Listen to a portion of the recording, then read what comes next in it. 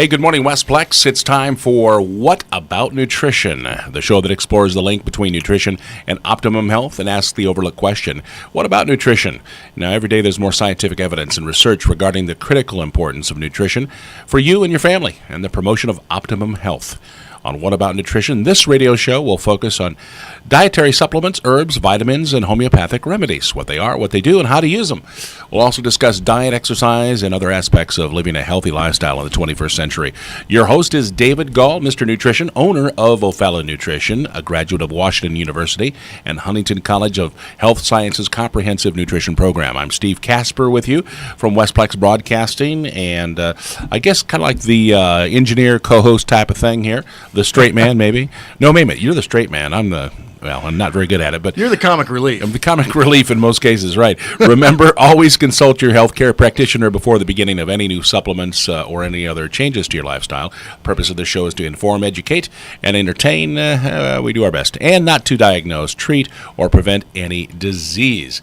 All right, we got the disclaimers and the business out of the way. Welcome to everybody to What About Nutrition, program that's been on Westplex Radio now for several weeks. We're always on Saturday mornings at 10 o'clock on Westplex News Talk 94.1 from 10 to 10:30, and on Westplex 100.7 playing What Do We Feel Like on Sunday mornings at 10. So just remember 10 a.m.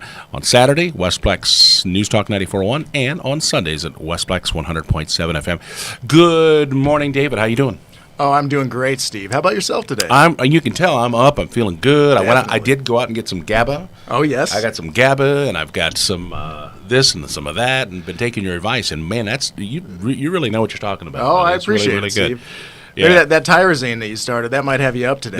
Well, no, I got to admit that it's a double extra shot of espresso. Oh, that'll do it too. From the new Scooters Coffee House on Mid Rivers Drive. Actually, you know what? I have a comment on Scooters. I saw that. Scooters is awesome, and I'm originally from Omaha, Nebraska, and every time we go home, Omaha is crawling with these little Scooters coffee kiosks. Really? We like them so much. When we got back recently, my wife and I were like, oh, we need a Scooters, and then we Googled them and realized that this new one's on Mid Rivers Mall Drive. I know, and they're working with the radio station. Are they really? Yeah, and I stopped by, and they gave me a free tall, and they said, you want an extra shot with that, Mr. Casper? I said, heck yes. Definitely. No, it's good stuff. I mean, Scooters really makes a heck of an espresso shot. They had, in Omaha, we really love to get the lattes, and we get them with like one raw sugar, so it's not too bad, but really tastes good. This program brought to you by Scooters, now on Mid Rivers Mall Drive. No, but, I got to admit, this has got to be the reason why. I got to give them a plug with that Omaha link. So. And I didn't realize they were that, but, truthfully, they are. I'd like to see them because they are lower priced than that Star Very place. well run. Very well run. All right. Well, what we got today? Well, today I think we'd like to talk about adrenals and adrenal gland health and this concept that people hear about called adrenal exhaustion. And this goes along with things that we've talked about in recent weeks, like particularly hypoglycemia or blood sugar issues. Right. And also we've talked about brain chemistry and things like that. And I want to remind everybody that those shows are archived right now at www.ofallonnutrition.com. We have the brain chemistry show up there. We have the hypoglycemia show. And if you hadn't had a chance to hear them, they're really worth a listen. So anyways, let's get right into it. So the adrenals are glands that sit on top of our kidneys. Yeah. And the adrenals we talked about a couple weeks ago have to kick in when our blood sugar falls. The adrenal's job is to catch the falling blood sugar so it doesn't get too low. If our blood sugar does get too low, we go into a coma. So this process that the adrenals do, this function is very important. So And of course, our blood sugar crashes after it spikes. So a tiny review of that is if you eat carbohydrates or sugar alone without protein or fat or fiber, they'll be absorbed too quickly into your bloodstream. Your blood sugar will go up too high too fast. Your pancreas then has to release insulin, which I ought to point out again is made from protein. So you have to eat protein just to make insulin. Anyways, the insulin comes out. Its job is to take the blood sugar to the muscle cells, and if the muscle cells are full, full, then it gets stored as fat. But the result of this is that blood sugar starts to go down very quickly because of insulin's effect, and then the adrenals catch it and they release adrenaline. And this is hard on the adrenals. So when they do this, they're actually rescuing us, and it's an emergency process within the body. So the adrenal glands release adrenaline, and adrenaline causes the liver to release some stored sugar called glycogen, and that's what stabilizes our blood sugar. But so many people actually have this process happen multiple times a day that eventually their adrenals can become what they call exhausted. And the other thing that contributes directly to this is stress of any kind. So whether it's physical or emotional stress, or somebody's going through, a divorce or a move or an illness in the family or heavy schoolwork, etc., all of those things also can put stress on the adrenal glands. And the reason is that when you're under stress, your body has to be forced to keep making energy even when you're tired. Okay. I'm sure you've had days, Steve, where you were tired and going to work wasn't the ideal thing for you, but you had to do it, right? You got to show up and go to work. Sure. Or you've got to, move to that new house. And when you do that, it's our adrenal glands that kick in with adrenaline production, as well as production of hormones like cortisol, which we can think of as slow-acting adrenaline, and then even DHEA, which is kind of like the adrenal gland's backup hormone. Okay. So, over time, if the adrenal glands are forced to respond to low blood sugar too many times or too many stressful episodes, and often these things are going along at the same time. How many people have stressful jobs who have to keep themselves going with, some sugar and caffeine, and particularly if they're not eating meals that have protein and some good fats in them and fiber as well, then the sugar and caffeine really wreak havoc on the adrenals. So, when we talk about adrenal exhaustion, the first stage is when the adrenals are overworking. They're overproducing hormones. They're making too much adrenaline too often and too much cortisol. And so in that first stage, we actually want to calm things down a little bit. And in our next show, I'm going to talk about thyroid issues, which is going to be a fascinating show for everybody. And one thing I want to point out is in early stages of adrenal exhaustion, when they're actually overproducing stress hormones, often in books this is described as feeling tired but wired. Oh yeah, And I've heard you people. ever experienced that? I really have. Sure, I bet. really have, but I've heard a lot other. It doesn't happen to me very often, but I've heard a lot of people talk about that.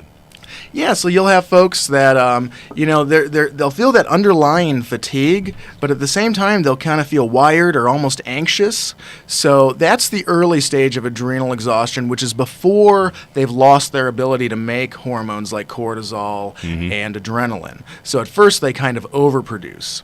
And so anyways, one of the things that can happen with the thyroid that we'll talk about in the next show is when the adrenals start to overproduce and kind of wire you with adrenaline, often the thyroid gland will compensate by down-regulating itself.